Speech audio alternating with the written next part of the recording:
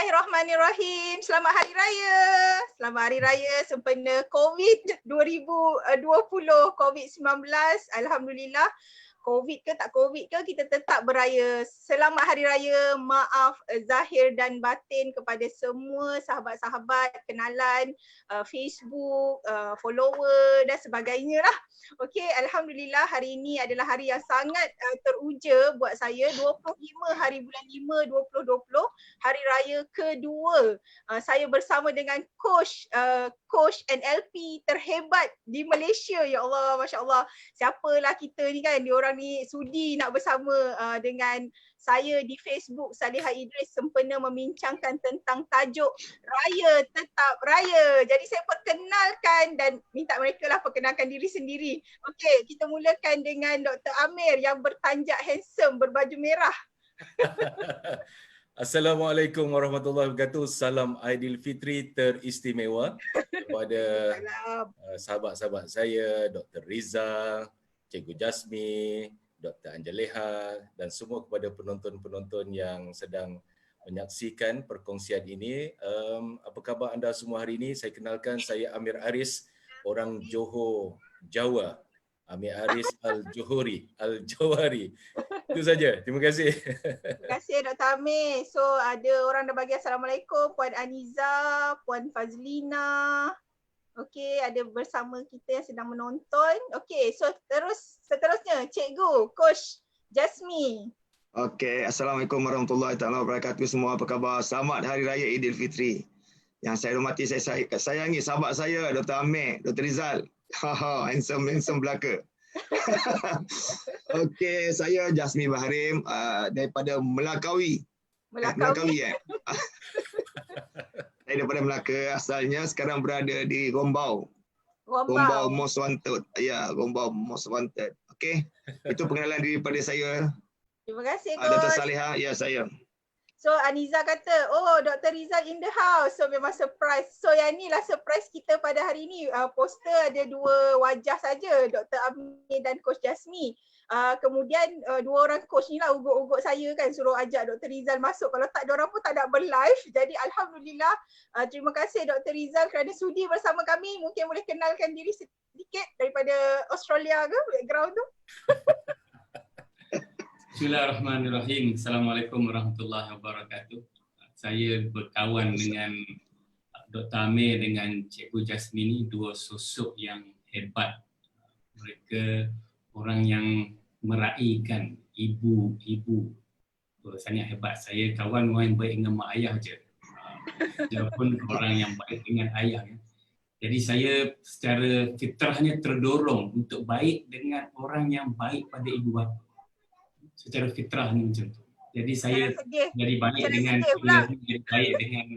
Dr. Amir, jadi baik dengan Puan Salihah ni sebab masing-masing ada sisi yang membawa kebaikan, beri kebaikan, meraihkan, menjaga ibu dan ayah masing-masing. So itu yang saya kenal mereka dan secara fitrahnya, saya rasa secara biologi dia rasa terpanggil untuk baik dan rapat dengan mereka-mereka. Ya, intro. By the way, saya tak ada mak, tak ada ayah, jadi tak rapat. Tak ada mak, tak ada ayah, cuma ada mak mertua je. So, Alhamdulillah panjang bulan Ramadan ni sentiasa kontak dan sebagainya. Dan semalam ni dapat buat video call je lah, video call. So, itulah pada yang baru nak kenal saya sekarang ni tinggal di Norway. Puasa 22 jam. Aduh. Okey, Puan Fazlina bagi salam. So semua coach-coach ada buka handphone untuk baca live masing-masing ke tak ada? Ada. Saya sedang okay, Puan Aniza dah bagi amaran dekat saya lah. Dr. Salihah bersedia untuk tak berhenti gelak. Ya Allah, saya sebelum live ni pun dah saya gelak kuat-kuat dah. Sakit rahang saya ni.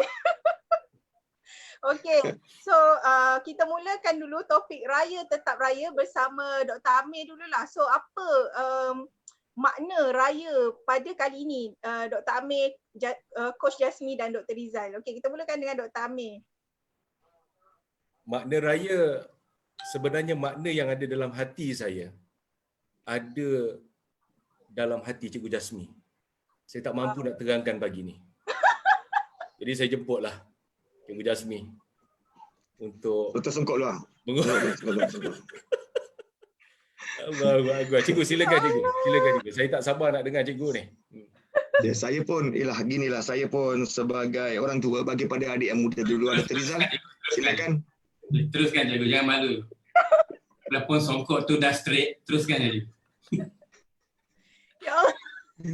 Allah Dr. Amir, janganlah Baik. macam-macam. Serius. Mana kena bagi abang yang sulung dululah gitu Okay. ya. Terima Orang kasih. tua lah. Kita menghormati yang tua lagi bangka tu. Kita ada Tuan Abdul Basit. Kita ada Tuan Abdul Basit dekat sini. Kita ada Datuk Abdul Wahab, Ketua Pengarah bekas, orang kata dah bersara, Ketua Pengarah SPRM, Ketua Pengarah Akademi SPRM bersama dengan kita. Masya Allah, semua orang hebat-hebat ni sebab dah bersama 3 orang terhebat. Jadi semua pun orang hebat-hebat. Tu dia, isteri-isteri kata dah gelak dah. Puan Suhaiza kata, ayo sakit perut dah gelak. Sampai ke sini dengar suara kan. Bergegar jantung, buah pinggang. Ginjal. Ginjal semua. Aduh, Ya Allah. Cepatlah. Cikgu, balik pada persoalan cikgu.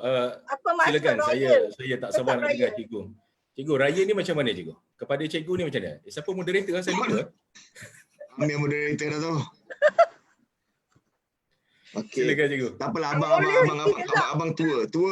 Tapi Dr. Rizal cakap tu bagi ujung tu ada bangka tu. Tak layak tu. Baik, tuan-tuan dan puan, sahabat saya Dr. Rizal, Dr. Amir, Dr. Saleh. Baik, raya ni betul lah sebagaimana Dr. Amir kata tadi. Dia terpulang pada hati masing-masing. Ada orang dia nak hari-hari raya. Ada orang dia tunggu 1 Syawal raya. Tapi bagi saya, kita nak yang dapat pahala lah. Yang lebih yang Allah dah sebut dan Rasulullah sebut. Iaitu kita 1 Syawal. Itu yang pentingnya lah. Kita boleh hari-hari raya. Dr. Amir, Dr. Rizal ni hari-hari boleh raya. Hari-hari boleh pakai baju raya. Hari-hari minta, Pak, butang baju aku mana, Pak. Hari-hari boleh. Boleh hari-hari Boleh. minta. Boleh, tak ada masalah. Tapi dia kesan dia tak sama dengan 1 Syawal punya. Kita minta baju raya pada isteri kita. Dan mana butang baju abang, mana Zan? Lain. Kalau 1 hari raya, kita minta butang baju, isteri kita happy. Betul tak, Mat? Dia akan cari sungguh-sungguh. Tapi kalau tak hari raya, minta butang baju je, rasa tak sampai. Kan? Tak sampai benda lain. Cikgu minta dia. Saya tak pernah cuba lagi. Tak cuba lagi. Kan? Jadi benda tu dah beza dah. Maknanya kalau 1 Syawal tu, maknanya kalau kita minta apa saja, dapat pahala lah. Isteri pun tahu benda tu dan kita raikan selepas kita tunaikan puasa yang habislah untuk tu. Jadi ini terletak kepada diri masing-masing. Tapi yang kita nak pilih ialah di mana yang Allah dah ikhtiarkan, Rasulullah dah ikhtiarkan bahawa 1 Syawal itu adalah hari raya. Maknanya bagi saya ialah raya yang mesti kita terjemahkan dengan fizikal kita, maknanya dengan pakaian kita, dengan tindakan kita terjemahkan hari raya itu dengan kesyukuran dan kita terjemahkan dengan minda kita. Kan? Minda kita, emosi kita dengan tindakan kita. Kalau kita terjemahkan benda-benda macam ni, maka hari raya itu amat akan jadi anchor, akan jadi sahur kepada semua orang.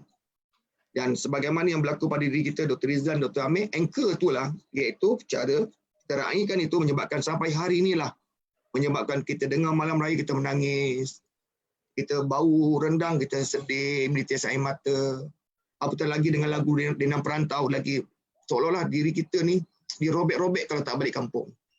Jadi itulah makna yang kita bagi oleh mak ayah kita menyebabkan di anchor, di kukuh, di sebati yang berlaku pada 1 Syawal, tidak berlaku pada hari-hari lain.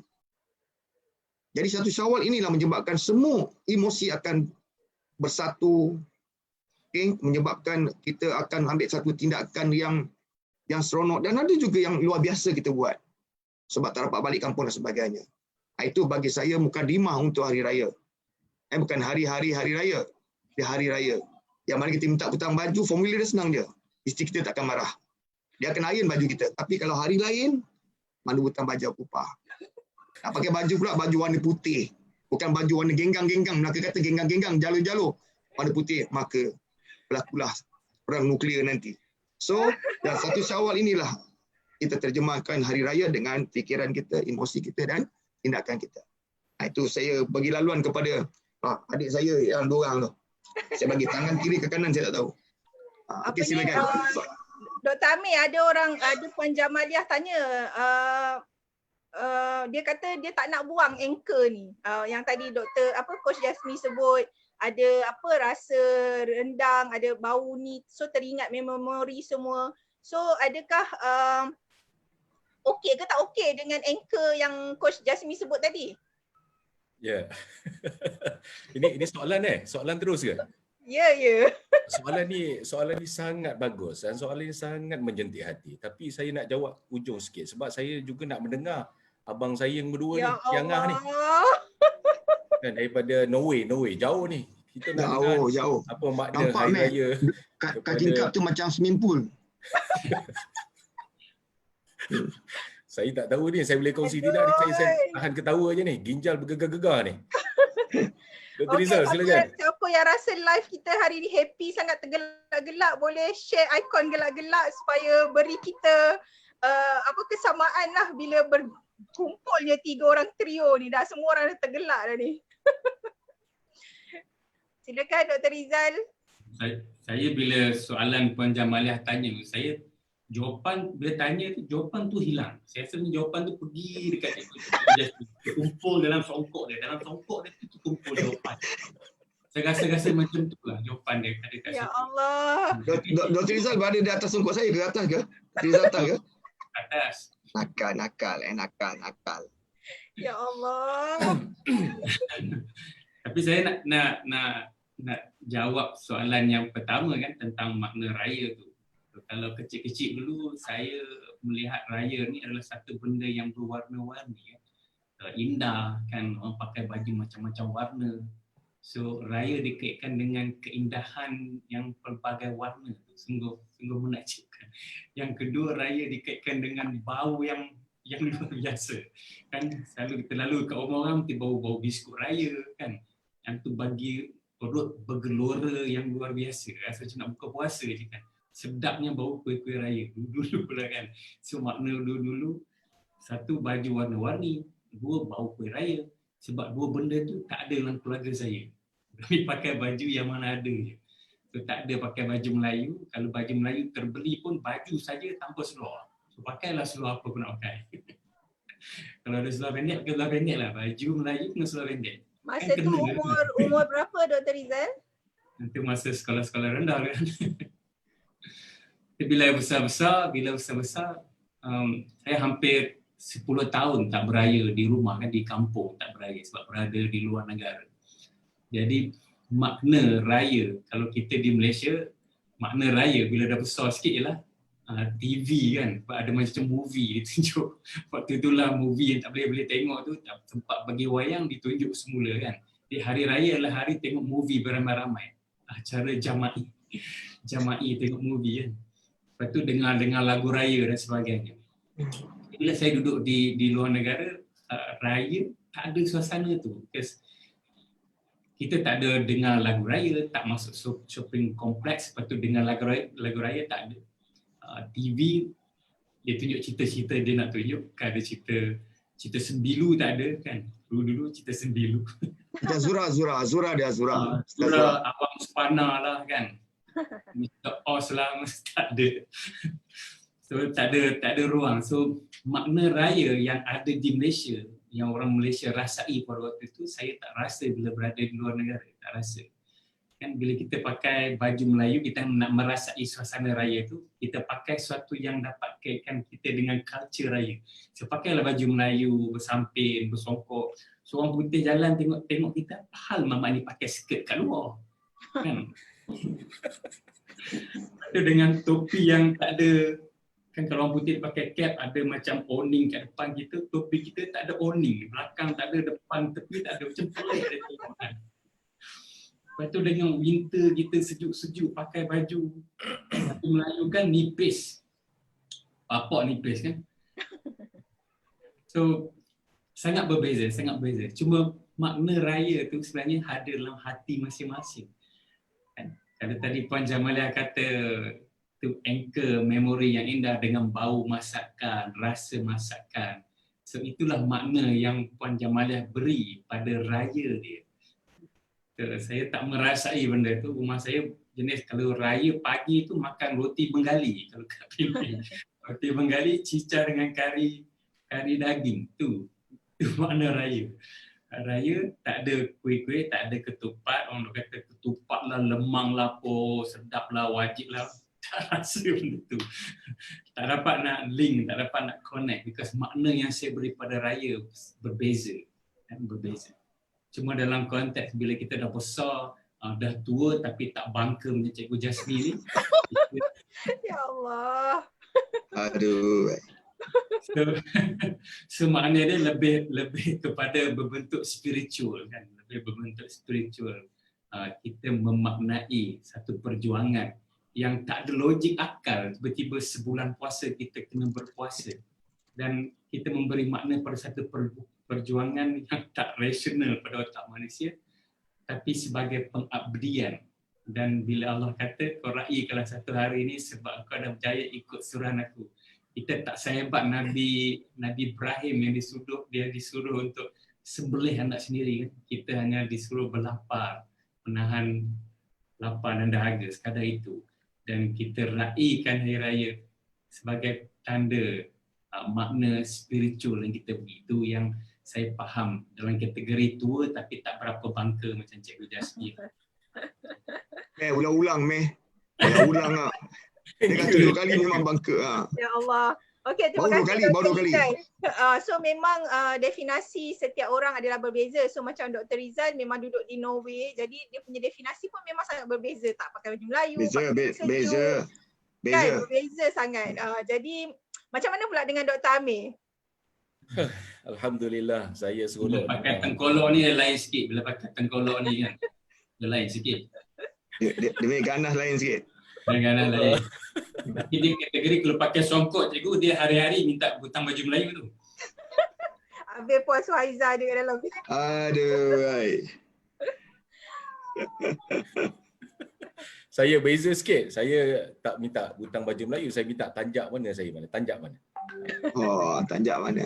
Agak menarik lah. Bila saya dengar abang saya sebut ni, Dr. Rizal, ialah dia suka mengusik emosi kan.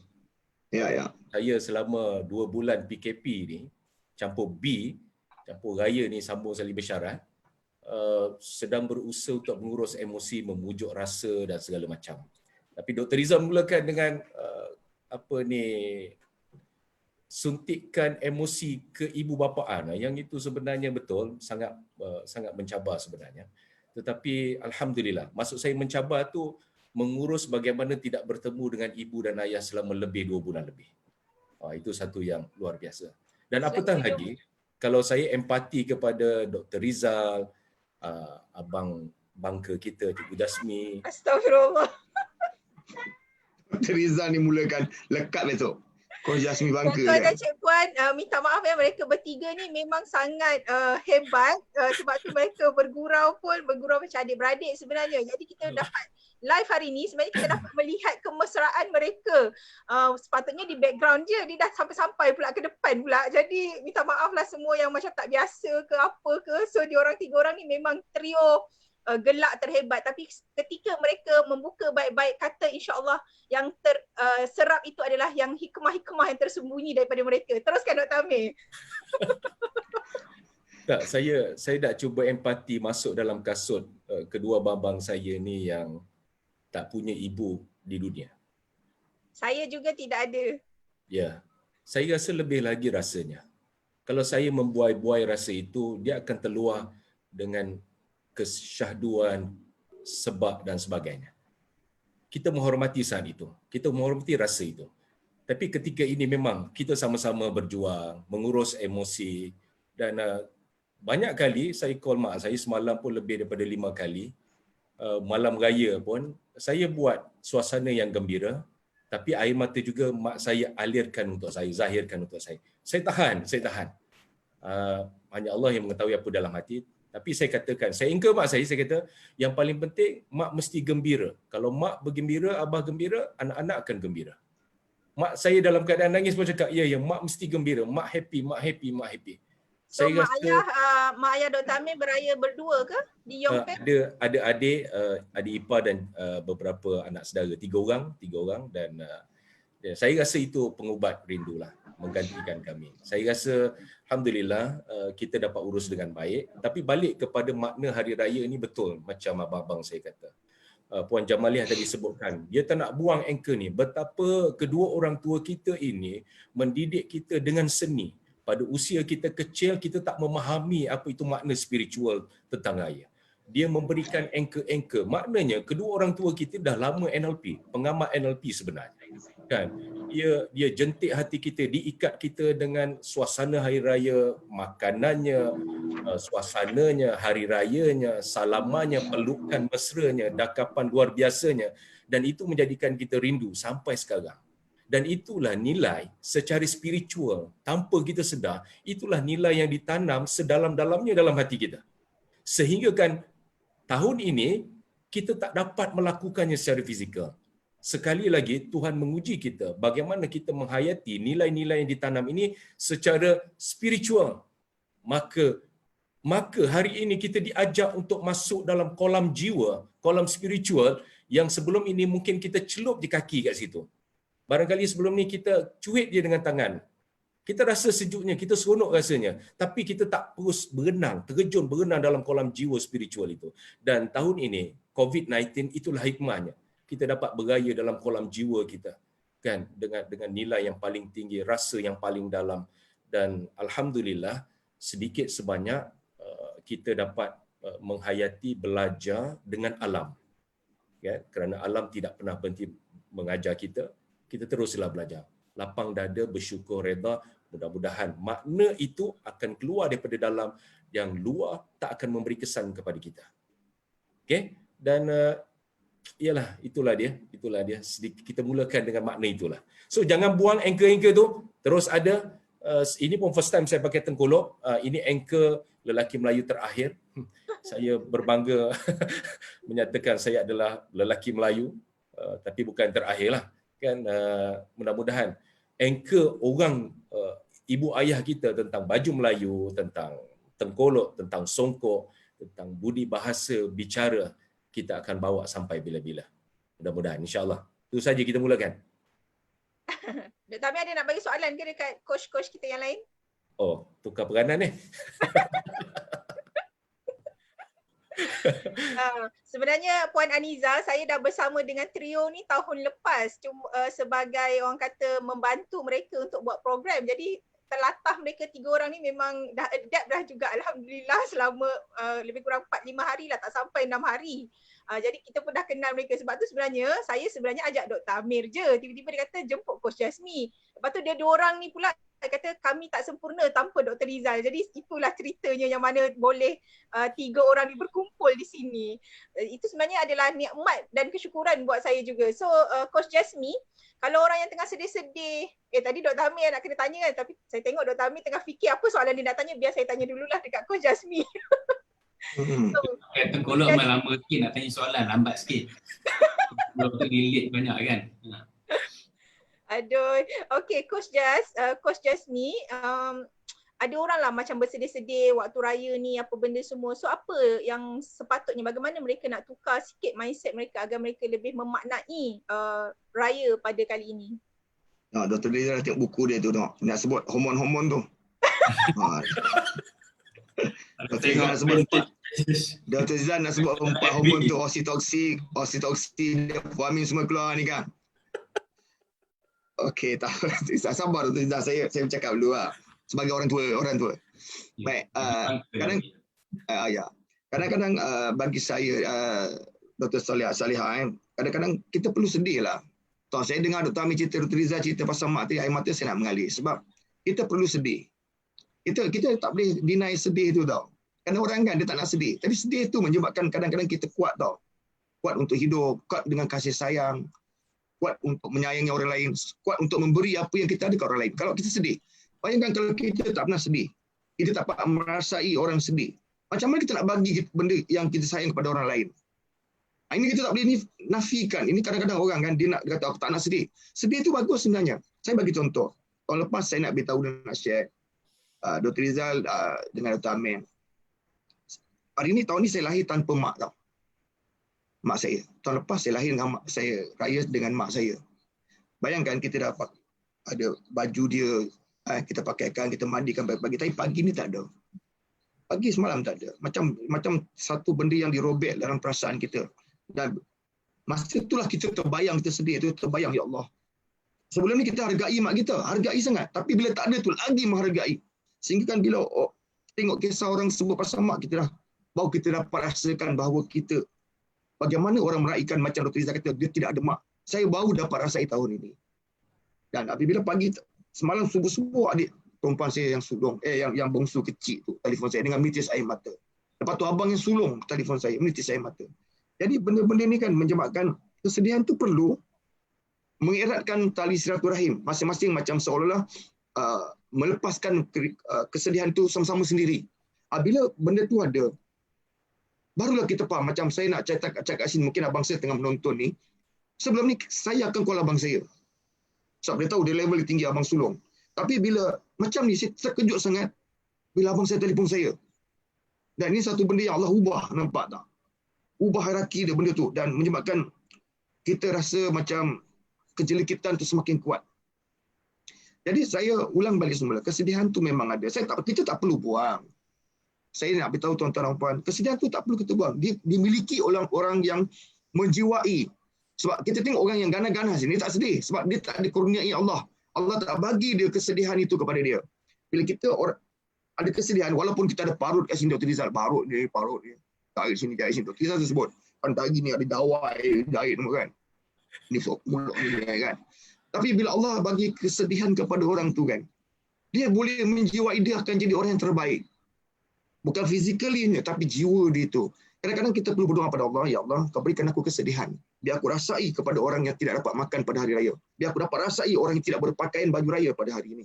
Biar aku dapat rasai nikmat betapa aku tidak dapat hidup bersama mak aku. Jadi, itu satu kurniaan yang Allah bagi, yang Allah pilih sebenarnya. Cuma yang kita perlu ialah kita kawal perasaan sedih itu. Kita kawal. Bila kita kawal perasaan sedih itu, tidak berlebih-lebihan. Tidak berlebih-lebihan. Maka dia akan jadi cantik. Dia kalau kita tidak dapat kawal dengan berlebihan, dia akan melepasi satu tahap. Kan, macam menyatakan bahawa kita tidak boleh berlebihan satu benda tu, kita tak boleh kawal diri kita, maka kita tak akan hormon-hormon lain akan keluar. Nanti adik saya itu akan jawab. Adik saya yang belatas akan jawab. Hormon-hormon yang keluar. Jadi apabila keluar benda yang tak sepatutnya keluar, ini yang kita tak boleh makan ketupat. Kita macam lele, air mata. Dan kita ingat kita dah makan rendang. Rupanya belum masuk rendang, tapi rasa air masin tu. Dia rasa, ya Allah, kenapa masin rendang ni? Orang pun cakap, bang, abang tak makan rendang lagi, bang. Habis apa aku makan ni? Air mata abang sebenarnya. Nampak tak? Jadi benda-benda macam ni akan berlaku. Dan anak kita melihat kita pula. Anak sepatutnya happy macam semalam baca kutubah. Okay? Kalau kita sedih, macam mana kita nak baca kutubah? Kita nak bercakap dengan anak kita dah bersusun yang baik, nak solat dan sebagainya. Jadi, ini dalam lingkungan bagaimana kita boleh mengawal kesedihan. Kita kena kawal. Dan bagaimana kita nak kawal? Okay. Yang pertama sekali kita tahu itu kurniaan Allah pada kita. Kita syukur. Yes, syukur. Tapi jangan berlebih-lebihan. Maksud dia, kita kena moving towards. Kita tak boleh ubah peristiwa. Saya selalu ambil Dr. Amir beritahu saya. E itu formula dia, ERO. Event plus respond R equal O outcome. Ingat pesan saya. Maknanya E adalah event. Plus respond equal outcome. Yang penting ialah bukan peristiwanya. Yang penting adalah respon kita sebut peristiwa tu. Contoh, bila kita kesedihan, mesti ada sebab kita sedih. Mesti ada sebab yang menjentik hati kita. Macam kaki kita bersisik. Mesti ada sebab kaki kita bersisik. Mungkin makanan kita makan, air faktorai dan sebagainya. Itu kenangan. Tapi apabila kita sedih tu, terguris macam terasa pilu kat sini, orang lain tak memahami, Dr. Salihah. Yang memahami ialah diri kita dan air mata tak mengalir. Dan orang akan bertanya kenapa macam tu. Tapi yang penting ialah bagaimana kita nak respon kepada peristiwa yang kita alami itu dengan sesuatu prasangka baik kepada Tuhan. Contohnya lah, aku tak dapat balik. Kan? Tak dapat balik. Dan orang tak dapat balik ni, Salihah, Dr. Rizal, Dr. Amir, dia sebagaimana Dr. Rizal tu sebut betul. Pertama, sensori kita berpunca daripada sensori kita. Sensori kita nakal sikit, agak nakal. Sensori Dr. Rizal nakal pada hidung dia. Saya tak tahu hidung dia lah. Sebab sebut tadi hidung. Sebab bila lalu kat belakang orang bau biskut. Nampak tak? Terasa perut bergejolak nak makan. Hidung dia. Mungkin orang akan lihat kepada sensori ni dan dia akan menyebabkan kita rasa sedih. Contohnya, tengok bilik mak saya tengok bilik nombor 3 tu tengok kosong. Dah menitis air mata dah. Tengok rak dia tu dah menitis air mata dah. Tengok baju dia dah menitis air mata dah. Nampak tak? Jadi belum dengar lagi anak saya tersebut. Kalau mak ada, nenek ada lagi, ada ambulan dah menilai air mata. Tapi kita kena kawal peristiwa tu. Maknanya itu bukan di bawah kawalan kita. Ada benda yang di luar kawalan kita, tuan-tuan. Peristiwa tu bukan kawalan kita. Cuma kita boleh kawal dalam minda kita. Bila kita kawal dalam minda kita, perlu ada kesedihan. Tetapi kesedihan itu kita simpan, menjadikan jadi positif. Maknanya kita akan buat tindakan-tindakan yang lebih bagus, lebih baik daripada kita tak bersedih tadi. Itu dia, Solehah. Okey. Senyap semua. Terima kasih Coach. Ada rasa Ya. sebab mak Coach meninggal tahun lepas kan? Tahun lepas. Jadi itu yang orang kata baru beberapa bulan atau hampir setahun. Sedangkan saya, Dr. Rizal lagi dah bertahun-tahun. Kita tengok baru ni posting Dr. Rizal kan tentang mak dia, memang orang kata terpasak di minda, di hati Dr. Rizal. Dan saya masih ingat masa Umrah 2018, Dr. Rizal ada tulis juga posting pasal arwah mak dia yang mana dia jumpa mak dia dekat Kaabah masa tu. Jadi tuan-tuan dan cik puan, itulah orang kata penangan seorang ibu kan. Macam saya sendiri pun malam raya tiba-tiba takbir berbunyi, terus berair mata sambil godek-godek rendang di dalam periuk yang barulah. Jadi orang kata kita boleh sedih, tapi bagaimana kita mencerapi sedih itu untuk membina kekuatan diri kita. So Dok ni nampak macam tak sedih kan, tapi kalau bercakap tu bergenang air mata. So apakah orang kata kesedihan tu bagus ke sebenarnya ataupun tidak, Coach? Dr. Rizal. Puan Saleh nak bagi tahu dia beli periuk baru tadi, Cikgu Jasmine. Kan kita ni benda-benda lama dah, periuk ni tak tukar pun, raya periuk biasa je, dia periuk baru. Betul. Tahun raya periuk baru kan. Dia periuk baru, kita lama pun tak apa, Dr. Rizal. Cikgu Jasmine periuk pun tak kenal kan cikgu kan.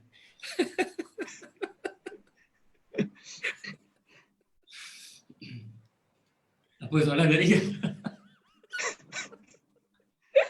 So tadi Coach kata sedih tu perlu. So macam Dr. Rizal nampak macam dah tak bersedih, dah tak bawa momen. Mungkin kita tak tahu sebab Dr. Rizal pagi raya dah tak ada lemang sebab mungkin osi-osi semua kan.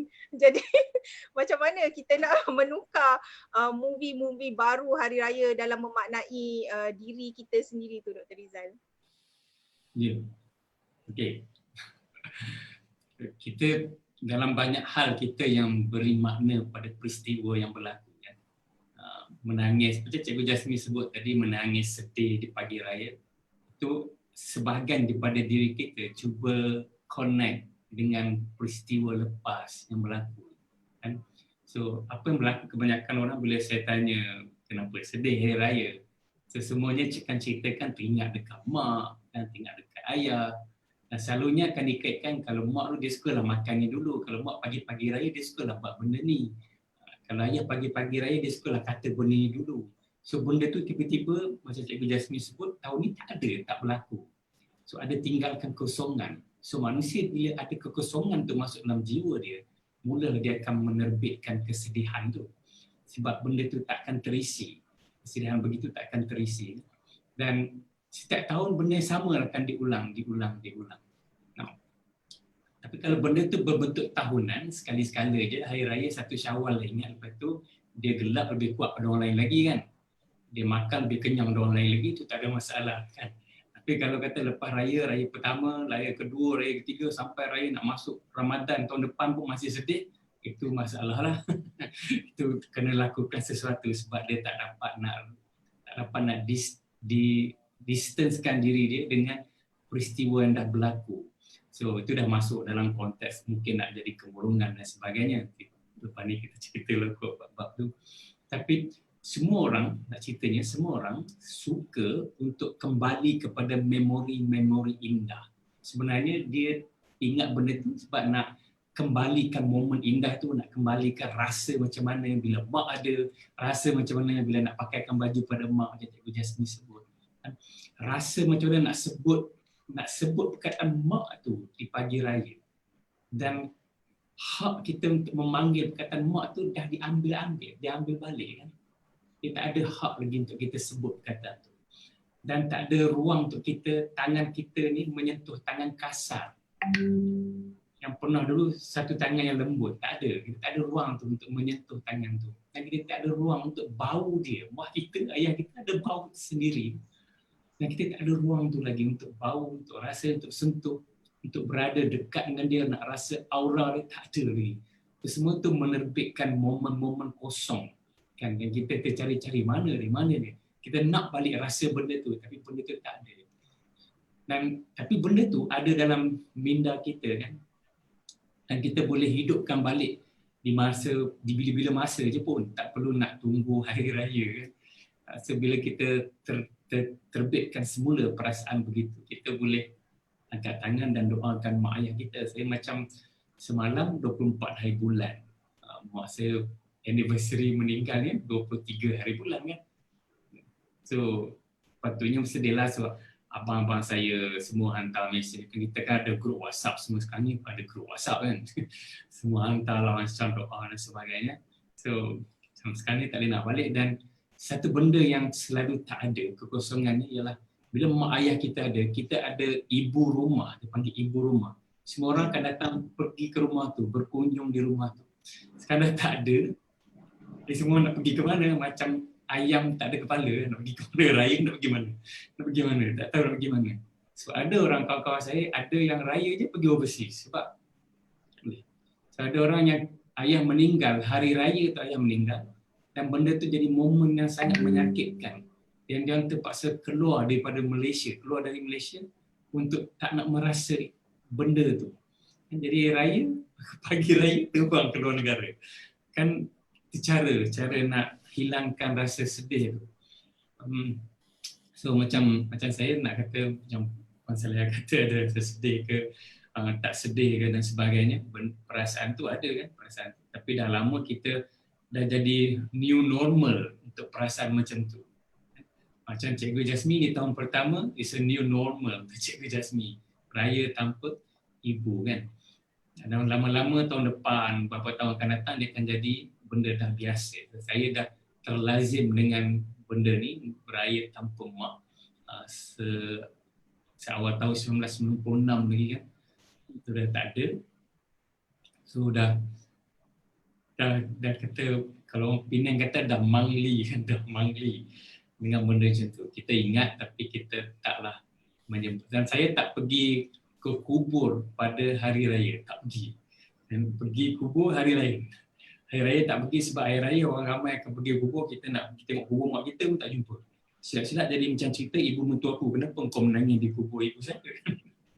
Silap kubur kau sebab ramai sangat tak nampak kan. Jadi tak pergilah hari raya, tak pergi ke kubur, pergi waktu-waktu lain je. Dan biasanya kalau kita nak ingat, saya pun zaman dulu kamera pun tak ada kan, gambar kita, gambar nak tangkap hari raya dengan family tak ada. Sekarang ni senanglah ada handphone, semua orang boleh tangkap gambar, dulu tak ada. Dan kamera pun tak ada, momen-momen indah hari raya, suasana hari raya di rumah tak ada dalam bentuk fizikal. Semua yang ada dekat sini. So kita hidup dengan besarkan rasa tu, besarkan nikmat memori yang Allah bagi tu. Bila hari raya, dia rasa if my mom is here now, so this is probably what I do.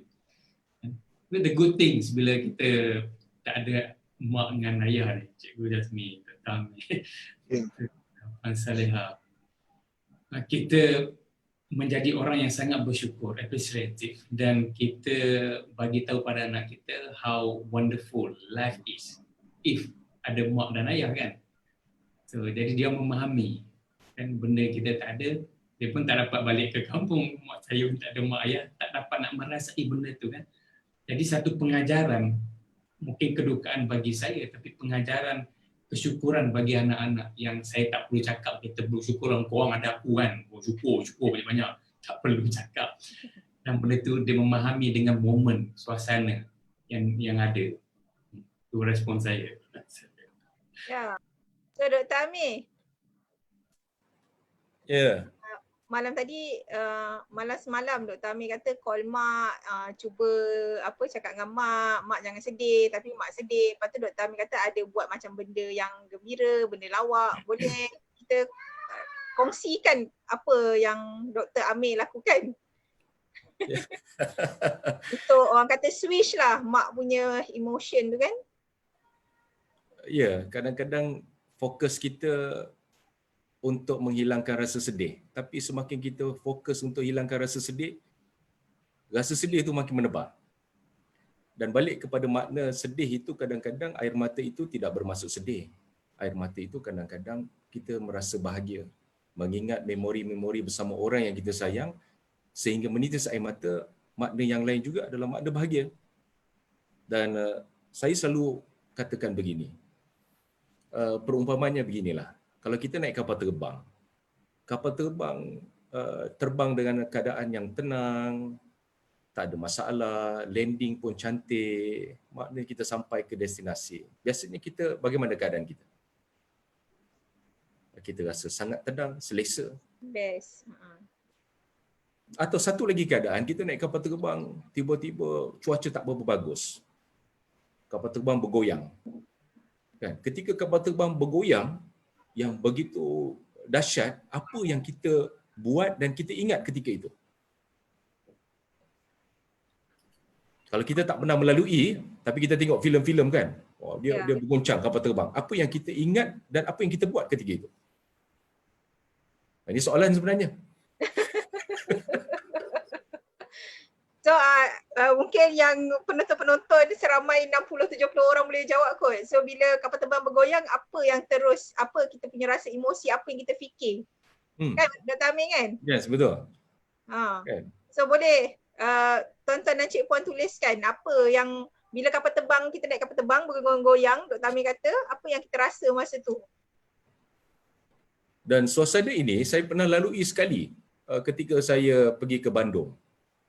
Dan nak landing tu, kebetulan masa tu hujan sangat lebat, kita nampaklah kilat-kilat tu, dan saya tengok suasana, saya tengok kiri kanan, semua orang diam. Dan saya lihat isteri saya pegang tangan saya kuat. Saya tengok mak saya diam pandang ke bawah, dan saya tengok kiri dan kanan, depan dan belakang, saya tengok suasananya begitu senyap, masing-masing masuk dalam diri masing-masing.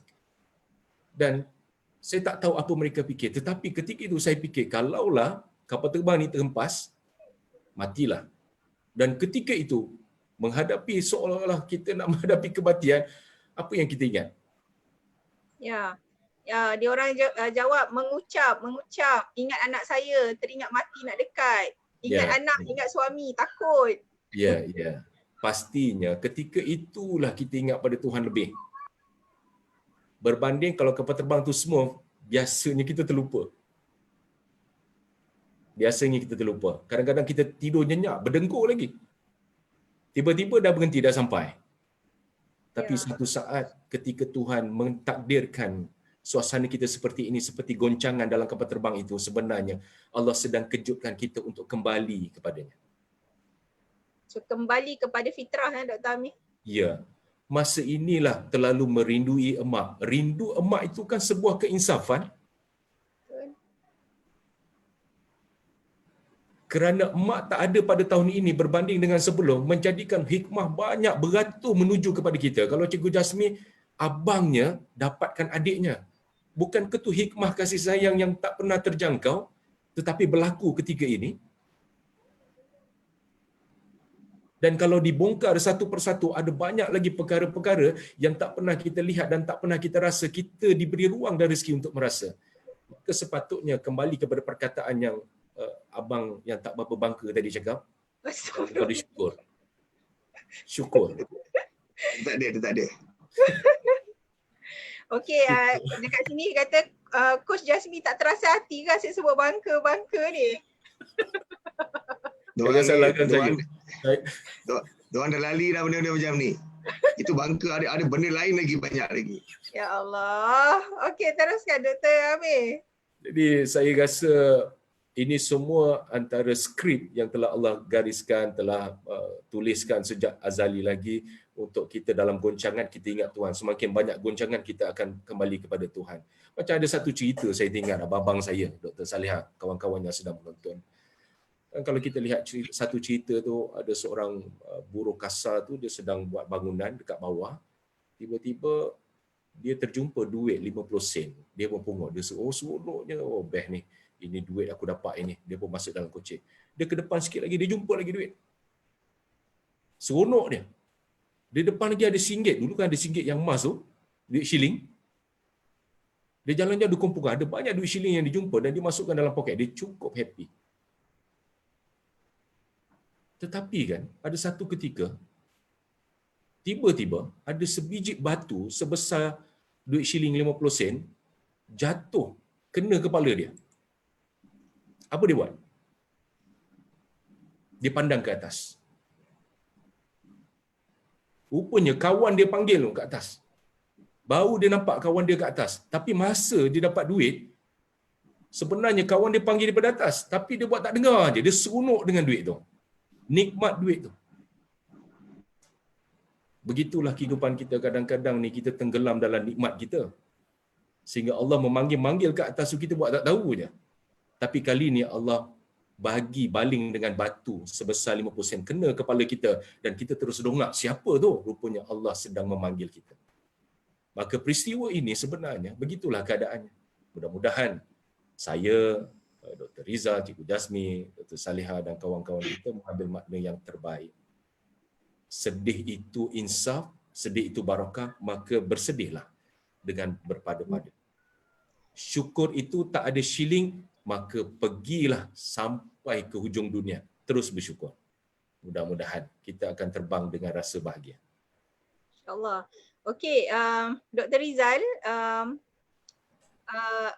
adalah orang-orang kan macam yang kalau tengok Facebook saya kan, orang tahu macam kejiranan saya ni ramainya orang jual pasar malam, berniaga sendiri, menjaja. Jadi pada mereka tu raya tu macam tak berasa raya pun sebab mereka punya kerisauan terhadap kehidupan selepas raya ini. Maksudnya nak dijangka berapa masa lagi PKP, bila mereka boleh keluar untuk mencari pendapatan. Jadi benda itu adalah lebih merisaukan mereka daripada raya, Dr. Rizal. So bagaimana kita at least nak memberitahu mereka macam mana kerisauan mereka itu terhadap pendapatan, kehidupan mereka. Maksudnya raya tu mereka tak berapa nak raya sangat sebab memang mereka akan fikirkan untuk rasa di lepas raya ni macam mana kehidupan mereka. Ya, saya memahami suasana begitu kan sebab pernah melalui momen-momen macam tu bila kita tak beraya sangat sebab kita tahu kalau kita spend duit kita lebih raya nanti kemudian-kemudiannya kita akan menderita. Tak ada pendapatan, kan tak ada support, kewangan runtuh dan sebagainya. So pernah melalui momen-momen macam tu masa kecil-kecil dulu kan. Jadi ayah tak beli benda dan sebagainya sebab beringat-ingat kalau beli benda ni nanti bahasa sekarang ni soru miss cikgu kan. Soru tak melekat cikgu. Cikgu faham soru? Soru. Siapa dah? So, dan bila orang duduk dalam keadaan berlamaan macam tu, day in day out macam tu, bukan hari raya pun dia masih berfikir macam tu. Dan dia akan jadi satu program dalam kepala yang sebati kan? Dan dia selesa untuk berfikir dalam konteks macam tu. Itu yang bahayanya bila kita mewujudkan rasa selesa untuk berfikir dalam negativity begitu kan? Seolah-olah macam kita tidak yakin dengan rezeki yang Allah nak bagi. Sebab kita menganggap bahawa yang menentukan rezeki kita adalah suasana yang berlaku ni. Suasana COVID ni lah penentu rezeki kita. Tak sebenarnya. Penentu rezeki kita ialah Allah. Sebab tu ada orang yang buat duit gila-gila sewaktu COVID ni. Sebab dia yakin pemberi rezeki ni bukan suasana COVID tu. Walaupun ahli ekonomi kata COVID ni menyebabkan runtuhnya ekonomi dan sebagainya. Betul. Hukum alamnya begitu. tapi hukum Tuhannya berbeza. Dan orang mengambil hukum alam tapi meninggalkan hukum Tuhan. Dan Allah kata kan, dalam Quran kita semua baca bertadarus sebelum ni. Setiap anak Adam ni dah dituliskan rezeki untuk dia, jadi tak perlu nak risau.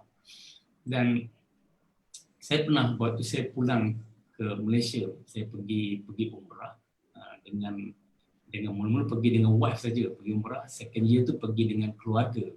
Masa pergi dengan wife ni, saya antara doa saya minta supaya saya kalau dihabiskan umur saya di bumi, di Masjid Nabawi lah, kan saya sedang sujud pada Allah kan. Saya minta macam tu. Tapi ada kawan yang kata, saya kenapa kau minta macam tu? Kan siapa nak jaga anak-anak kau? Kan?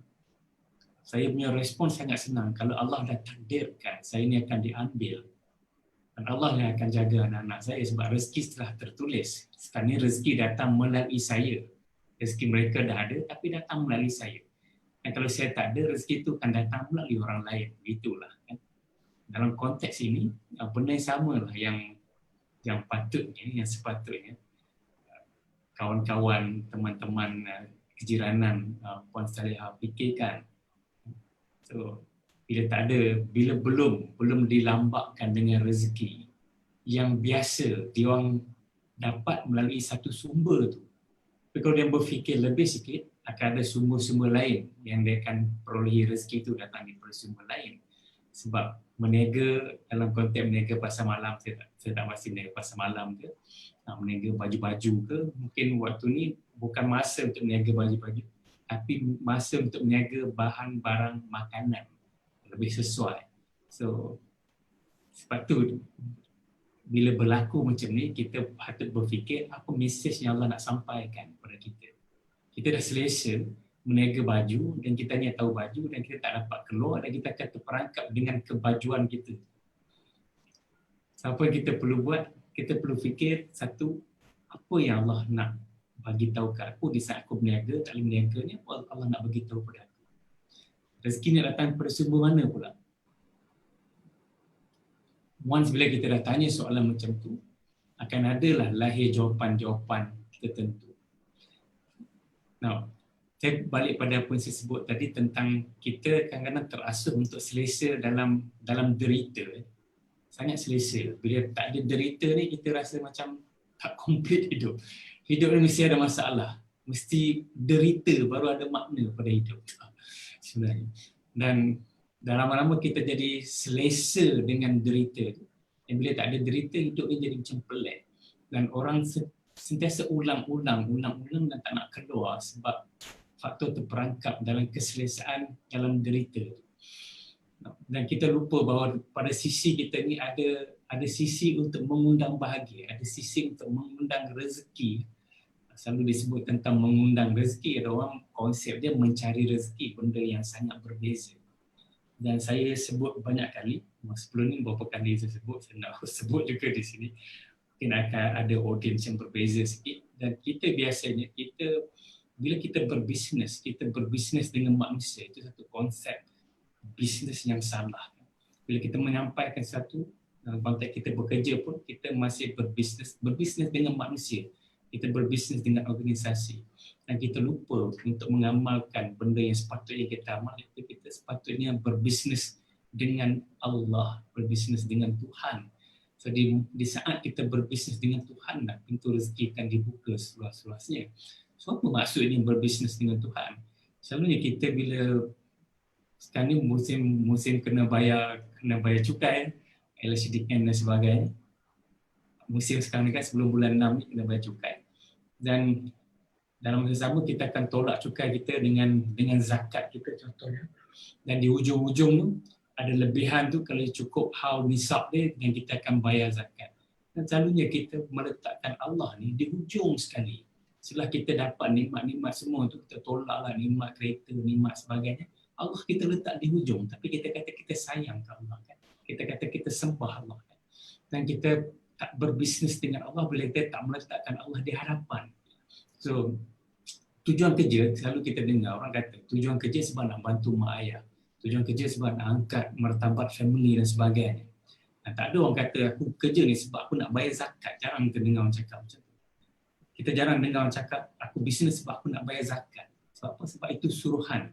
Dan saya suka bawa balik cerita ni, saya cerita banyak kali, saya nak bawa juga cerita ni.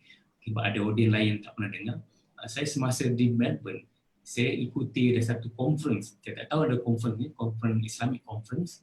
Dan pada satu tahun ni, awal-awal tahun dalam 2004 macam tu, Syekh Omar Sulaiman dari US datang di Houston, Texas, datang menyampaikan, jadi salah seorang speaker menyampaikan syarahan dia.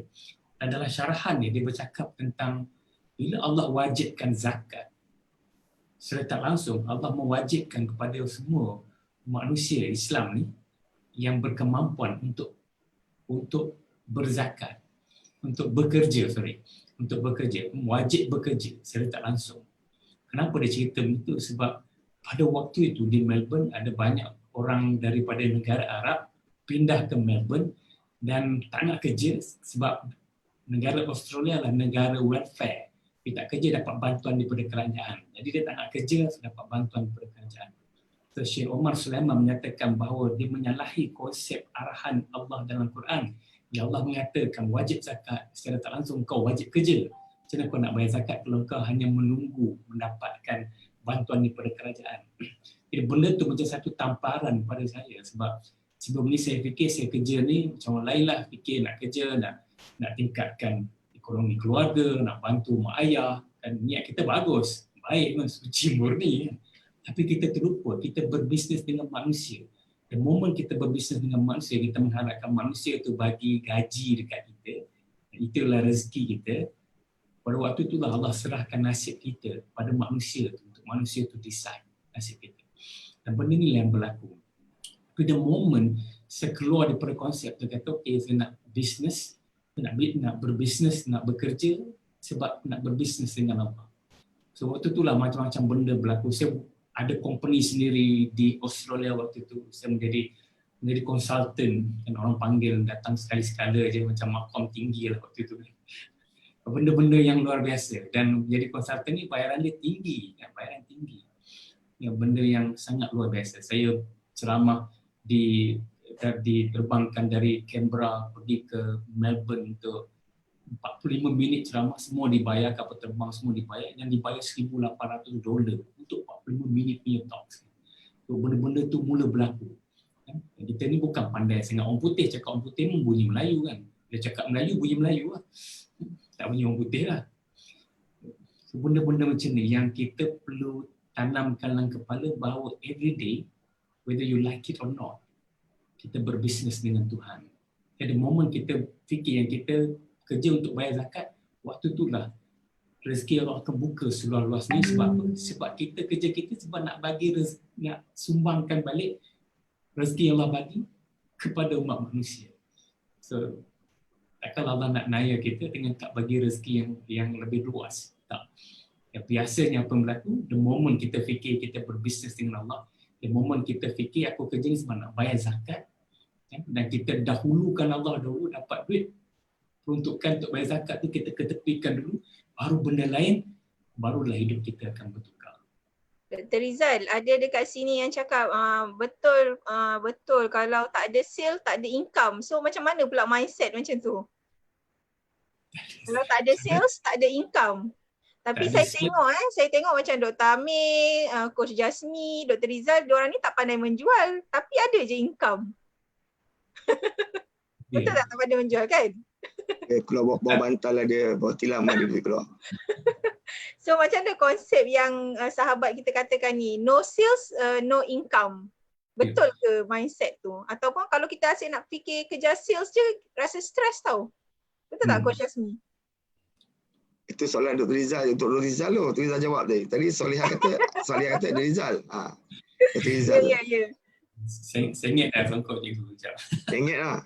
Dia menjadi Minangkabau kan, Minangkabau. Anak dia kan ni. Kita kalau ambil pendekatan ilmu bisnes daripada barat, memang dia akan kata marketing dan sales kan. Has to go hand in hand. Tak ada sales masuk, tak adalah duit. Sebab pandangan dalam konteks masyarakat ataupun ilmu bisnes barat, sales bawa masuk duit, marketing bakar duit kan. So kita tak ada konsep rezeki.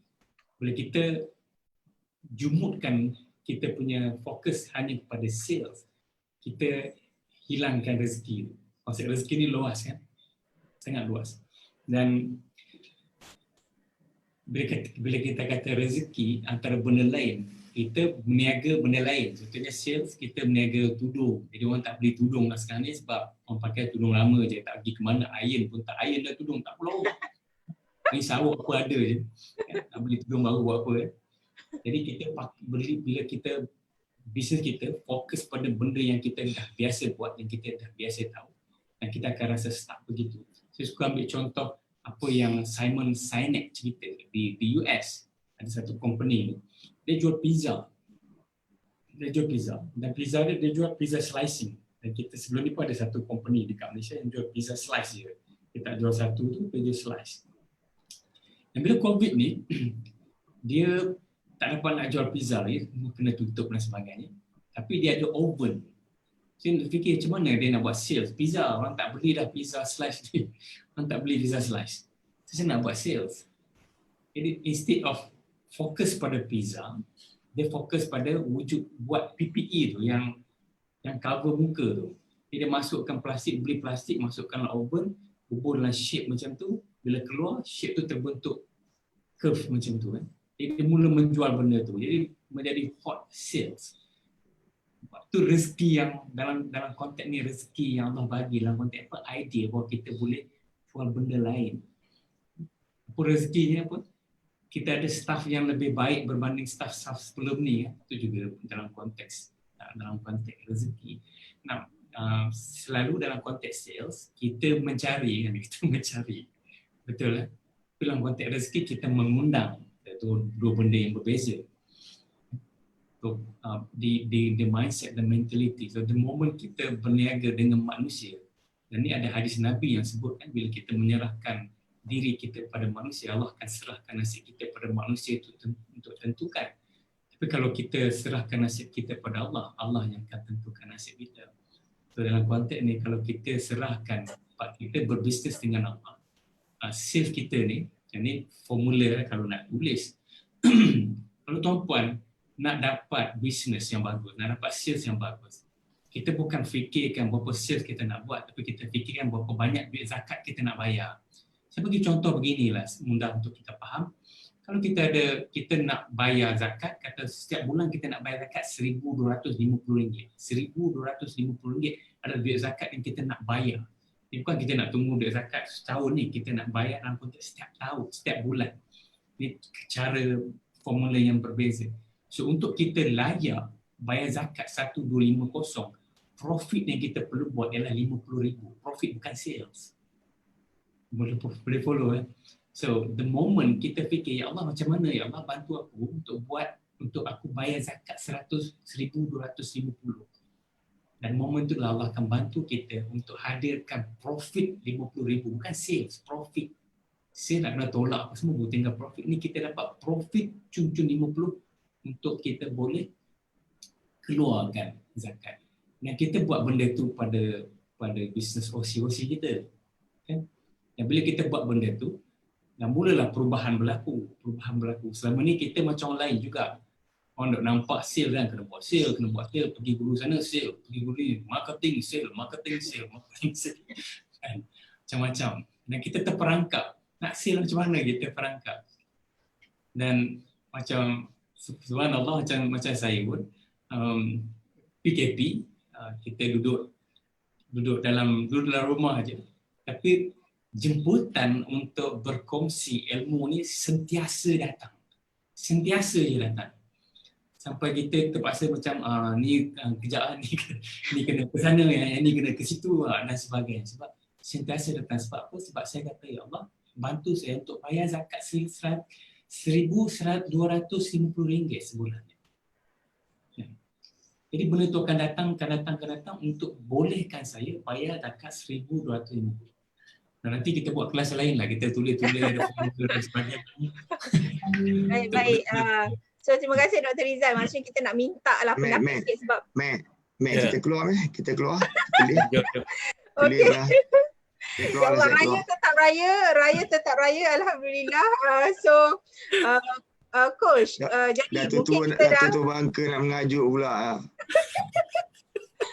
ada. Okey, kalau yelah, apa dia ada siapa kat sini? Mungkin Dr. Coach Jasmine kenal kot. Dia kata Puan Arisha Aira kenal ke? Sebab dia kata Coach Jasmine tu memang dah bangka. Dia kata astagfirullahalazim, janganlah sebut macam tu. Saya tengok Coach Jasmine ni handsome. Kalau dia terbalikkan sikit, dia songkok dia nampak 17 tahun. Mungkin orang tu pernah jumpa saya kot. Dia tengok saya dia terpesona dengan saya sebab dia geram tu. Okey, kita dah di hujung-hujung siaran dah sebenarnya, Coach Jasmine. So, apa maksud raya tetap raya untuk kali ni? Baik, terima kasih Dr. Salihah. Raya memang raya. So, Allah dah tentukan satu Syawal tu semua kena raya. Tapi ada orang, soalan tu bagus tau, saya suka soalan tu. Ada orang yang memilih tak mau raya, ada. Ada orang yang memilih tak mau raya. Tak mau raya kalau dia pilih tu maknanya dia moving away, dia away from. Maknanya dia memilih untuk tak mau raya. Maksud dia, bila dia tak, dalam otak dia fikir tak nak raya, boleh. Tapi apa dia set dalam minda dia. Kan, ini hormon nanti akan Dr. Rizal akan sebut hormon lagi, nanti keluar, dia hormon apa. Bila dia set, maknanya emosi dia, state dia, keadaan diri dia tak bayangkan benda tu nak raya. Tapi dia memilih untuk mau raya. Apa jadi? Dia melawan fitrah. Bila melawan fitrah, apa jadi pada jisim badan dia, jasad dia? Nampak tak? Dia melawan fitrah. Patutnya dia gembira, tapi dia memilih untuk tidak mahu gembira. Apa jadi pada otak dia? Apa jadi pada emosi dia? Apa jadi pada buah ginjal dia? Apa jadi pada paru-paru dia? Apa bisa darah dia? Semua berkembang, bergaduh-gaduh dalam tu. Pap. Dan akhirnya apa jadi pada dia? Okey? Dan apa jadi pada orang keliling dia? Ini penting. Ini masih pilih untuk yang tidak memilih dululah. Mana apa jadi pada orang keliling dia, sekitar dia, anak dia, kawan dia, suami dia yang PKP ni, apabila dia memilih untuk tidak mau beraya. Habis semua. Maknanya dia mencipta environment yang menderita, environment yang tak seronok, melanggar fitrah. Baik. Yang dipilihkan ialah patutnya lah raya tetap raya. Maksud dia, walaupun PKP, itu hanyalah konten. PKP hanya konten. Tapi yang perlu kita ubah ialah konteks kepada PKP itu sendiri.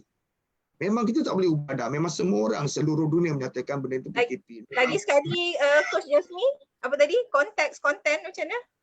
Baik. PKP ni raya tu adalah konten yang perlu kita penuhi. Tetapi nak merayakan ni di luar ni ialah konteks. Bagaimana kita nak ubah konteks supaya raya, saya bagi contoh macam ni soalnya. Katakanlah Dr. Rizal dekat luar negara kan. Mungkin kita makan ketupat, makan rendang, ayam kampung, itik salai kan. Tapi mungkin dia makan BBQ. Yang benda itik salai. dia makan yang QQ ni kan, QQ ni kan. Tetapi dia makan dalam suasana dalam bilik dia yang berekon tadi, berekon. Ekon lah yang datang, ekon, makan benda-benda yang BBQ tadi. Kan? Jadi apakah seronokkan konten tu makan BBQ? Tapi kalau dia ambil BBQ tu, dia ubah ke luang halaman dia, konteks dia ubah. Dia makan, dia buat kemah, makan tepi pokok, dan benda ni akan ubah konten tadi. Konteks akan ubah konten. Maka dia akan seronok makan benda-benda macam tu. Daripada dia makan kat bilik, konteks dia, itu ubah konteks dia kat luar. Makan dengan orang lain, share dengan orang lain. Benda tu akan jadi seronok dan sedap. Itu juga dengan hari raya. Hari raya tetap hari raya. Maknanya ubah konteks dia. Contoh, walaupun saya ginilah, saya kadang-kadang Dr. Rizal. Kadang nak cerita kan, bila raya ni kan, malu dengan orang lain lah. Saya setiap kali, sehinggalah usia saya 25 tahun, saya keluar sebagai seorang guru. Setiap kali bila nak raya ni kan, cakap terus terang lah. Jangan cakap orang lain. Kita sama-sama kita je. Kita orang akan menangis, menitiskan air mata. Setiap kali mesti menitis air mata. Bapa saya penarik beca dekat Melaka. Bukan dia penarik beca pelancong, yang bawa beca tunggu dekat Bukit Cina Melaka tu, ada pasar tu, dia duduk. Sebab saya pernah ikut dia. Saya duduk kat belakang tung beca tu. Hulurkan kaki macam buat laluan jalan. Bapa saya kaya beca, saya gesek jalan belakang macam buat laluan track race.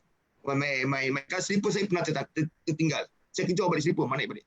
Jadi daripada pasar tu nak pergi rumah orang yang tumpang bayar tu hanya bayaran dia 40 sen atau 50 sen. Untuk perjalanan lebih kurang dalam 5-6 batu 50 sen. Jadi bila nak beli ayam seko, setiap kali nak raya, nak dapatkan 3 ekor ayam dengan beli kapur. Dr. Rizal kapur campur nila, nak cat rumah sewa. Bayangkan rumah sewa tu, harga dia sewa sebulan RM10. Rumah apa yang saya duduk? Sewa rumah RM10 setiap bulan. Rumah apa? Cuba bayangkan, saya tak mau sebut lah. Tak ada bilik air, tak ada apa, dan hilang semua tak ada. Kena pakai pangkin, bapak buat pangkin. Tapi dalam masa 6 bulan, tikus makan. Tikus besar-besar ni kan macam ayam seekor. Dia makan tanah tu kepala ke bawah, kaki ke atas. Pernah lalu kat dada pun ada. Ingat, janganlah main dengan abang saya, janganlah main. Mana aku pegang kau?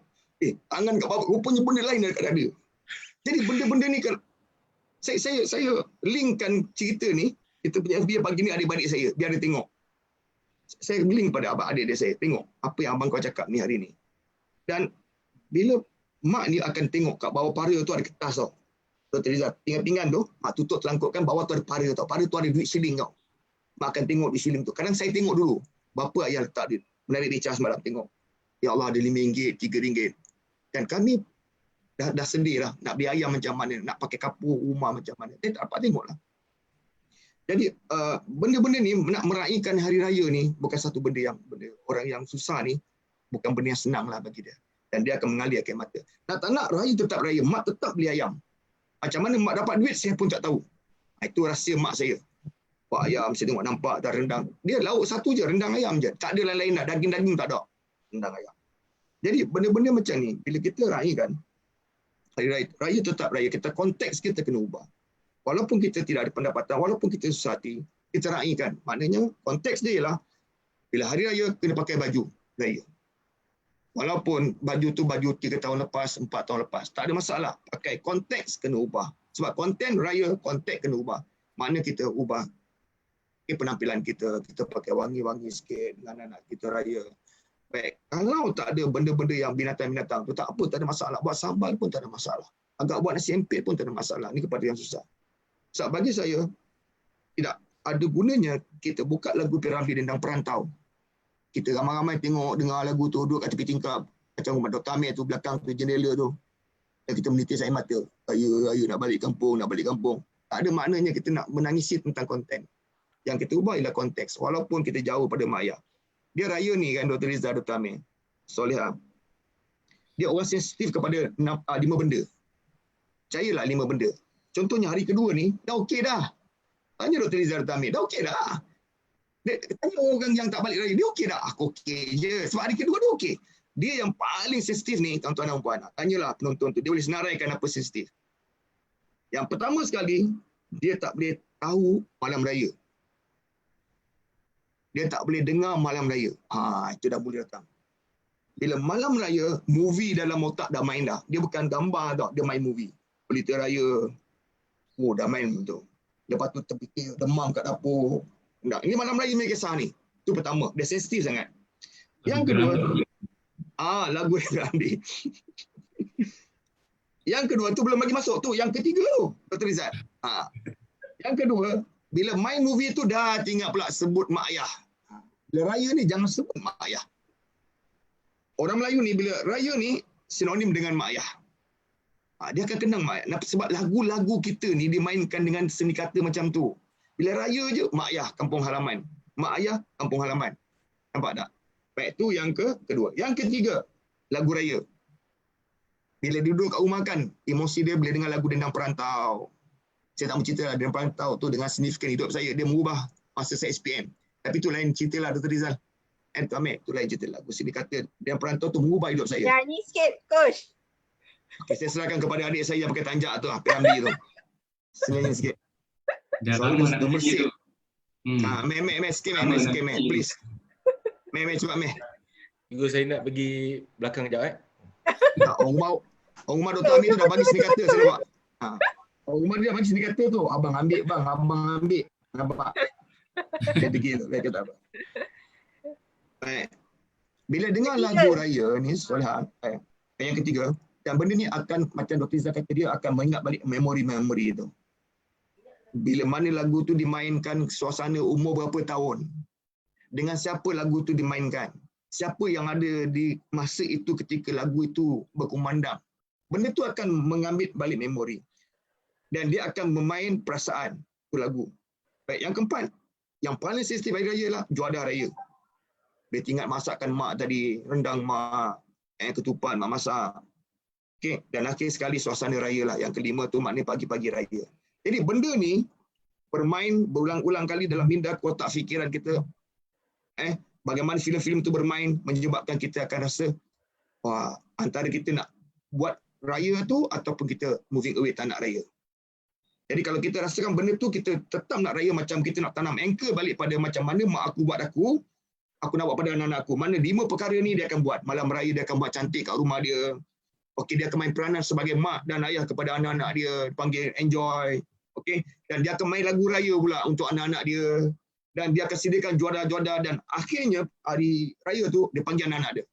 Maka benda ini juga akan jadi pewaris kepada anak-anak dia yang akan datang, yang akan ingat memori ini balik semula. Dan anak dia sama ada nak buat raya atau tak mau raya berdasarkan anchor yang kita buat ni tadi. Itu pada pandangan saya, Solehah. Ini gabungkan iaitu saya ulang balik yang malam raya, mak ayah, lagu raya, juada dan salam-salaman hari raya. Dan cuba tanya doang hari raya kedua ni, dah pulih balik dah. Dan dah okey dah tak kisah dah boleh macam biasa. Sebab yang sensitif tu itu juga dia. Saya nampak macam itulah kalau Dr. Amir mungkin dia ada tambahan satu lagi kot, tanjak raya kot. Betul. Saya nampak macam Dr. Amir tu dia bangun pasal dia macam menguat-nguat nak bangun nak bercakap. Tak tambah, saya tahu tu. Silakan Dr. Amir. So Dr. Amir terakhir, raya tetap raya. Raya tetap raya, agak istimewa. Tahun ini ada beberapa peristiwa yang sebenarnya kita kena lihat betul-betul. Sedar tak sedar, kita kena mindfulness. Rupa-rupanya tahun ini boleh masuk Book of Record dunia. Kita telah melahirkan banyak pembaca khutbah di pagi raya. Dan rupa-rupanya kalau dulu kita jadi makmum, kita tengok orang baca khutbah kita biasa je. Yang mengambil makna dapatlah, yang tak ada biasa-biasa duduk perhati nak cukupkan syarat. Tapi rupa-rupanya bila kita baca khutbah ni memang mengundang sebab. Saya pun tak tahu bila kita takbir ketika baca khutbah tu dia mengundang sebab. Dia datang, perasaan itu datang. Tetapi saya bersyukur kerana masih lagi direzekikan perasaan sebab itu. Dan satu peristiwa yang lain, saya agak terkejut bila kita bermaafan di pagi raya, anak-anak saya beri duit raya kepada ayah dan ibu dia. Ini agak pelik. Kita macam terkejut. Mak kepada anak-anak, ibu kepada anak-anak saya terkejut. Kita, ni apa adik abang?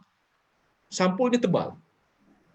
Rupanya dalam tempoh PKP ini, dia kumpul duit RM1, untuk beri pada ibu ayah dia. Kan? Dan saya bersyukur, saya anggap itu suatu peristiwa yang istimewa, dan pada saya kena terima kasih lah, khususnya kepada wife saya, isteri saya ni, kerana saya percaya kita bercakap daripada awal Dr. Rizal mulakan mukadimah dengan ibu, memang benar. Ibu ini memang magnet kebahagiaan. Dia yang mengatur, memulakan. Kalau tak ada ibu ni biasanya kita agak bermalasan dan sebagainya, tetapi kena ada ibu, isteri kepada suami-suami, dia adalah center kepada mulanya gerakan mencipta bahagia. Saya kira begitu.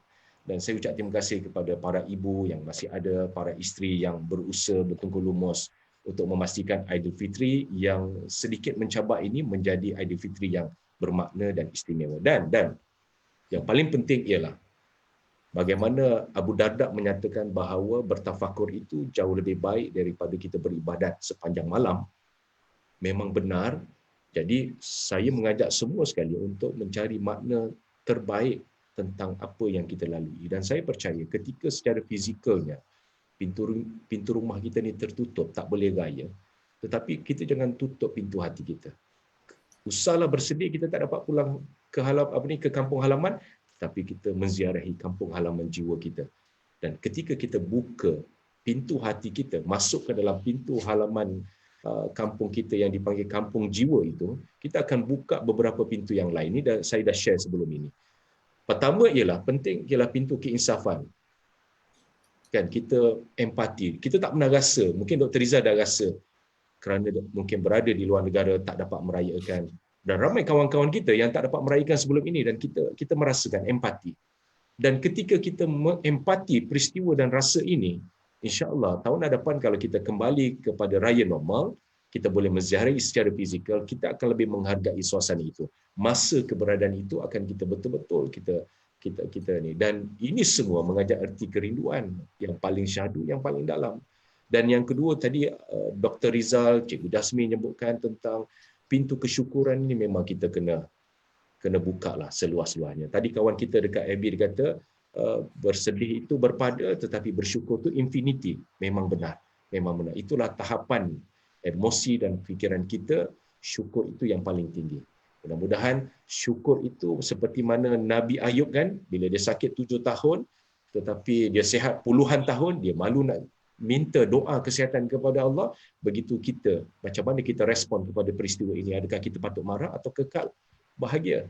Dan saya rasa beraya daripada dalam itu jauh lebih penting daripada beraya secara fizikalnya. Apatah lagi kedua-duanya kita dapat direzekikan untuk meraihkan kedua. InsyaAllah kita doakan sama-sama. Saya doakanlah semua sekali untuk berada dalam keadaan yang okey-okey saja. Raya tetap raya. Yang sudah itu sudahlah. Saya tak tahu apa yang Dr. Syahri Abdul Rahman ya. Dia tanya kawan kampung Jawa macam mana pula dia. Saya tak berapa pasti, cuma tak apa, saya teruskan dengan Dr. Rizal. Kita dah lambat sangat ni, dah sejam setengah sebenarnya. So Dok, raya tetap raya. Raya tetap raya. Saya nak tambah satu apa yang Cikgu Jasmine sebut tadi kan. Suasana tu kan, the context kan. Kalau kita kecil-kecil yang tinggal bersama keluarga masa nak raya ni, malam raya tu malam yang sibuk nak tukar langsir tu satu kan, tukar langsir kan. Langsir ni setahun sekali je tukar, ataupun bukan tukar yang baru, tukar yang sebelum tu je kan. Macam tukar kelambu Kaabah lah, sekali tukar, macam tu lah kiranya. Betul. Lepas tu kalau ada sofa dulu lah kan, bukan sofa sekarang kan, sofa dulu tu buat daripada rotan je kan. Ada rotan. Kadang cucuk buntut kan. Nak tukar sarung dia tu, malam raya lah saya tukar sarung. Dr. Amir lain. Kita berdua sama, Dr. Amir lah lain. Dia tidur atas bantal. Dia jenis pakai tengkolok ni lain sikit dia. Tengkolok lain. Makam dia tinggi. Yang sudah tu sudah. Golongan kayangan tu kan.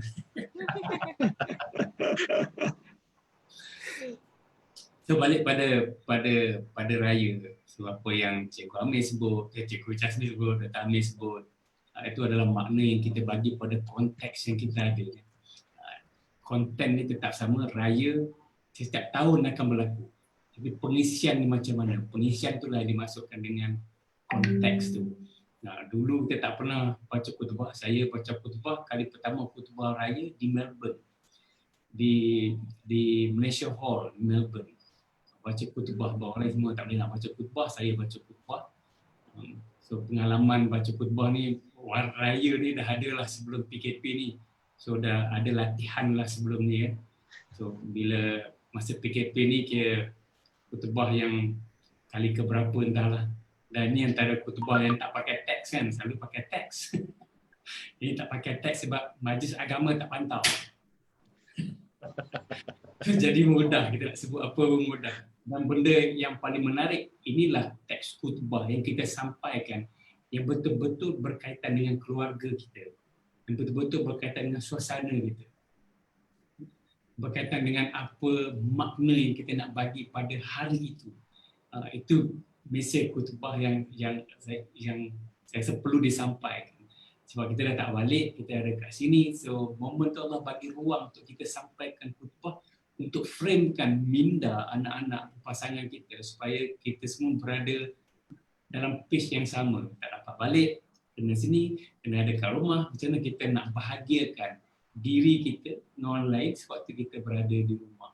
So balik pada soalan Puan Salihah, raya tetap raya is all about the context that we put into the content that is already there.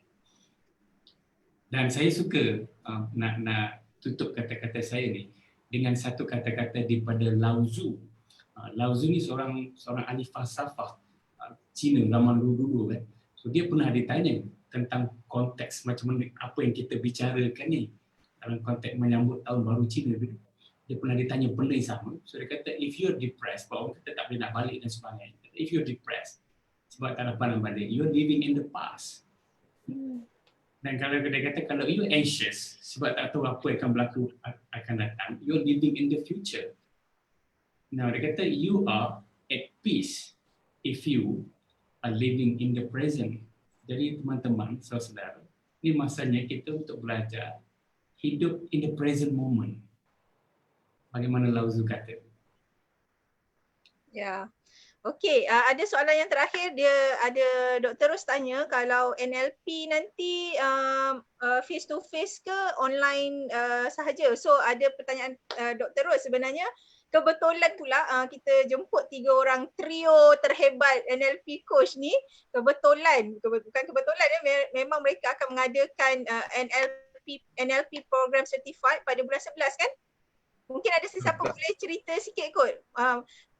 Kalau tuan-tuan dan cik puan nak bersama dengan 3 orang trio terhebat ni, tengok mereka dalam live ni gelak-gelak tapi memberikan kata-kata yang hebat, luar biasa, berhikmah. Begitulah mereka conduct nanti kelas mereka. Memang gelak, tiba-tiba sentap, menangis, tiba-tiba marah, macam-macam emosi ada 6 hari. 6 hari kan?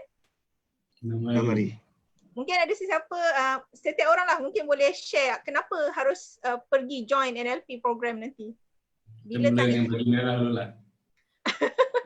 Kita bagi yang pakai tanjak dulu lah, tanjak dulu. Tadi mula yang atas, yang pakai songkok ni yang mula yang akhir bagi tanjak dulu. Azriah kata saya join. Okey, saya jemput kami Dr. Rizal, Cikgu Jasmi, saya sendiri jemput semua sekali untuk memberikan ruang, mengizinkan diri untuk join dalam program kami di apa ni, di bila bang kita buat bang? 24 sehingga 29 November tahun 2020. Di KL, kita akan buat di KL dan insya-Allah tuan-tuan, kalau tuan-tuan tak pergi sekarang, bila? Kalau bukan tuan-tuan, siapa? Saya percaya ini adalah pertemuan kasih sayang yang akan memberi makna paling dalam dan akan mengubah dunia di dalam diri kita, our inner world, dan dia akan memberi kesan kepada dunia luar kita. Dan saya percaya berdasarkan beberapa program yang telah kami jalankan sebelum ini, memberi respon yang sangat baik, memberikan kerjasama yang sangat baik dan testimoni yang menjadikan kami terharu.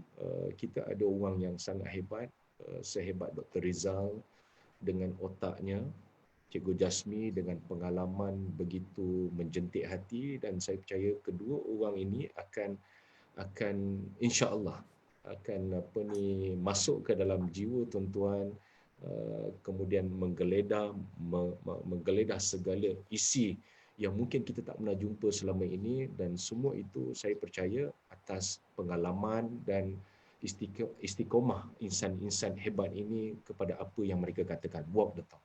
Dan kasih sayang ini kami nak share kepada lebih ramai orang. Dan Cikgu Jasmi mungkin boleh ceritakan dari segi operasinya program ini bagaimana? Okey, baik. Tuan-tuan dan puan, terima kasih Dr. Amir. Sol, kita nak Dr. Soleha boleh nak keluar lah, kami 3 orang kat sini.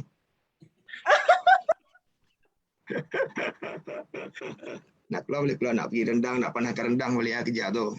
Hari ni kerutuk. Betul. Kita tengok puyuk tu apa jadi? Puyuk baru. Puyuk baru tu saya tahu tergesek kan benda apa tu kacala.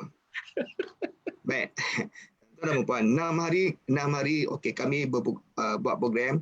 Tuan-tuan jangan bimbang, kita akan bagi termasuk saya nak sebut kat sini tawaran yang diberi pada tuan-tuan dan puan sangat murah sebab sijil pengiktirafan semua daripada Akademik NLP Malaysia. Dan di bawah sifu kami Tuan Haji Mat Taib Mat. Okey. Jadi tuan-tuan tak perlu bimbang sebab sijil modul semua daripada Akademik NLP Malaysia.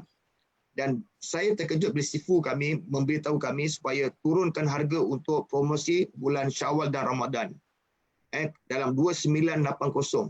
Harga sebenarnya ialah 4,500. Tanyalah kawan-kawan yang ada kat dalam Facebook ni. Samsina kat situ saya nampak ada, Aniza ada saya tengok, yang Samsul ada daripada mana tu Samsul tu.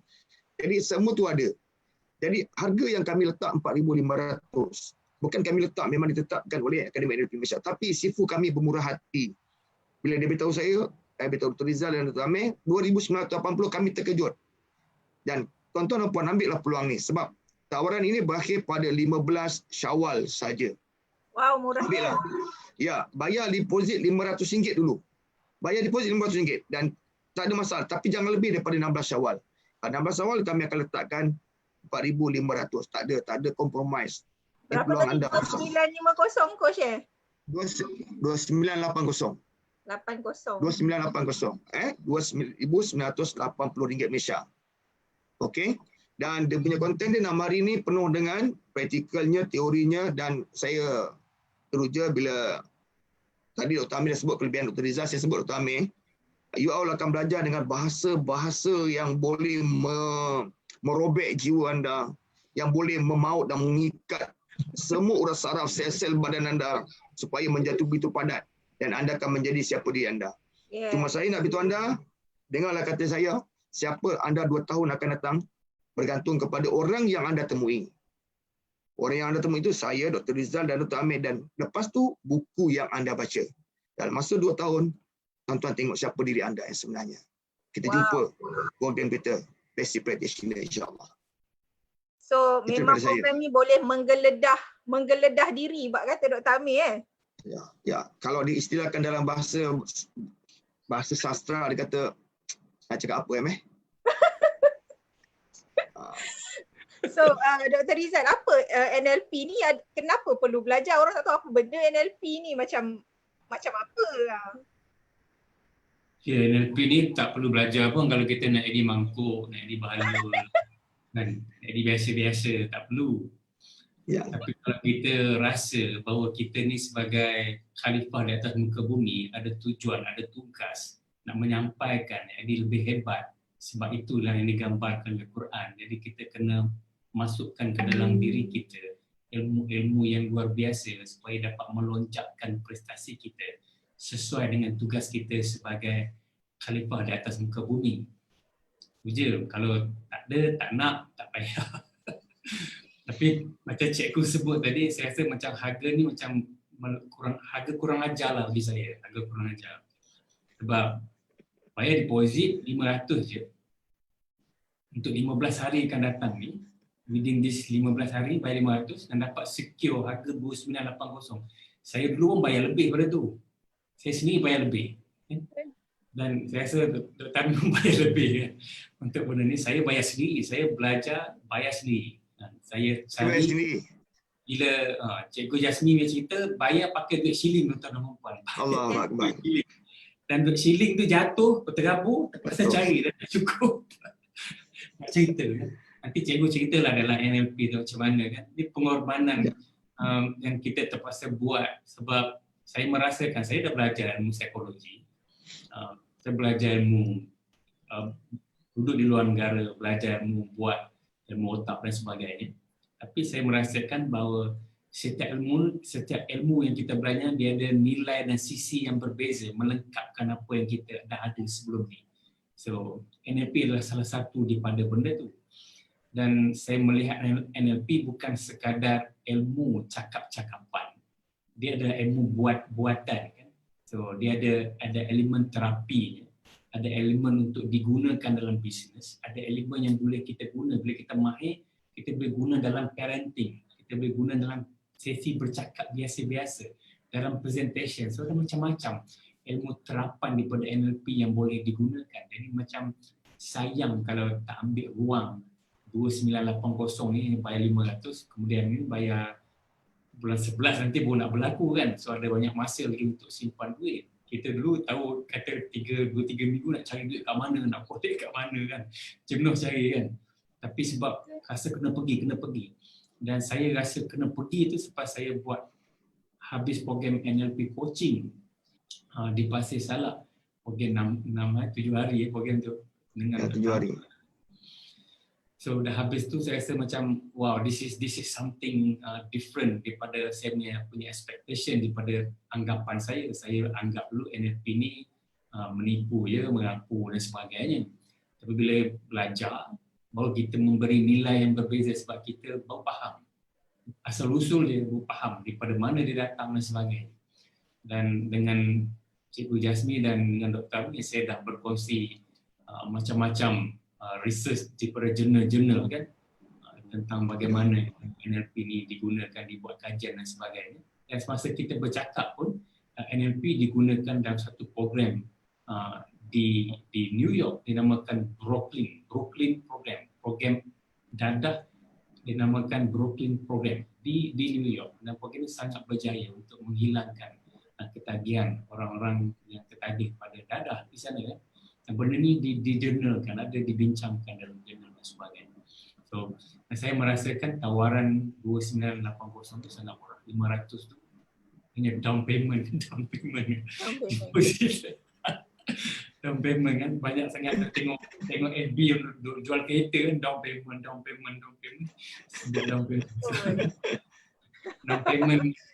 payment ni untuk membina rumah dalam diri kita ni hanya 500 saja. Kan, membina rumah dalam kepala kita ni yang luar biasa hanya 500. Jadi bayar untuk secure 2980, tapi kalau rasa duit banyak boleh bayar 4,500. Masalah. Okey, saya tak naklah menjawab soalan sebab saya rasa dah lama sangat dah live ni. Sepatutnya habis jam 11. Puan Celia, saya nak tambah sikit. Boleh Dr. Amir. Saya boleh keluar sekarang. Dah pesan awal tadi Cikgu Jasmine. Okey, agak menarik. Dr. Rizal sebutkan. Cikgu Jas, saya tengok, saya percayalah kawan-kawan kita yang pernah join ni, dia pasti akan iri hati. Dengan harga seperti ini. Saya tengok ada tuan siapa tadi? Tuan Razif Ramali. Okey. Dan saya rasa ramai. Memang pun zaman saya pun tak dapat harga seperti ini. Dan yalah, kalau saya Dr. Syari kata harga kurang ajar.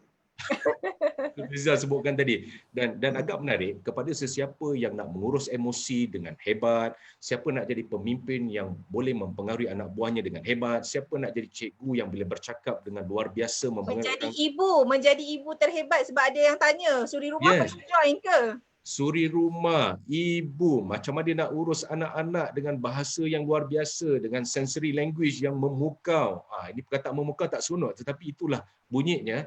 Dan saya percaya tools NLP ini, alat yang hebat ini, kita panggil teknologi minda yang luar biasa ini, adalah terbuka luas untuk sesiapa pun, apa pun posisi yang dipegang dan apa pun tanggungjawab yang dipegang ketika ini. Dan inilah peluangnya, seolah-olah pintu tu telah terbuka sedikit, kita nampak cahaya dan bukalah pintu seluas-luasnya dan masuk dan rasai sendiri. Dan antara beberapa Cikgu Jasmine, Dr. Rizal kan, kepada orang yang mungkin nak bina matlamat yang mantap, ini kita ada formula dia dalam NLP, well formed outcome. Sesiapa yang nak mengurus emosi kadang-kadang melalui keadaan diri yang tak berapa bagus, tapi kita ada practicality, kita ada kaedah yang step by step macam mana nak mengubah state kita. Dan kepada orang yang mungkin kadang-kadang dia konflik dalam diri, kita ada pattern tersendiri, kita ada terapi tersendiri untuk menghilangkan konflik. Kalau ada yang nak ubah tingkah laku yang tak berapa bagus kepada tingkah laku yang bagus, kita juga ada pattern dipanggil sebagai apa, Cikgu Jasmine? Yang mana tadi? Saya tengah baca soalan di kakak. Pattern. Tadi kalau konflik business puas, kita sebutkan awal-awal. Kemudian ada orang nak capai matlamat dia 6 tahun dia sekarang, kita gunakan terapi timeline, dan ini semua adalah praktikal. Timeline terapi. Kerana ada orang juga nak buang fobia dengan nak berhenti merokok. Lagi apa ya, nak takut tempat tinggi, takut lipas, tak makan sayur. Semua tu ada pattern-pattern yang kita akan share, dan tuan-tuan selesai je habis program, tuan-tuan akan dapat ilmu tu secara praktikal, applied knowledge. Dan saya kira kalau semakin lambat tuan-tuan tidak merasai tools ini, semakin rugilah tuan-tuan dan puan-puan. Tapi semakin cepat tuan-tuan akan rasa semakin cepat apa yang perubahan yang berlaku pada diri tuan-tuan. InsyaAllah. Okey, sebenarnya saya pun tak pernah join NLP ni. Saya hanya jadi dia orang punya team aja, team sementara untuk bantu. Tapi saya nak beritahu memang best, memang terhebat. Sebenarnya NLP ni bukan digunakan untuk ketua pengarah ke, Perdana Menteri ke, tetapi ianya adalah untuk digunakan untuk orang awam sahaja. So apa beza baca buku tak baca buku? Saya tak nak jawab. Kita kena bersama dengan 3 orang coach yang terhebat ni, insya-Allah bersama dengan mereka. Nampaknya mereka kena buat live untuk menceritakan pasal NLP ni, insya-Allah. Mungkin ada live-nya Dr. Rizal, ada kelas percuma kokoknya mungkin dalam your best live now, mungkin Dr. Rizal akan buat di sana. Itu saja daripada kami. Raya tetap raya. Terima kasih Dr. Amir, Coach Jasmine, Dr. Rizal yang buat surprise untuk kami pada hari ini. Berbaloi sangat 2 jam kita berhari raya kedua di sini. Assalamualaikum. Jumpa lagi insya-Allah. Assalamualaikum warahmatullahi wabarakatuh. Terima kasih.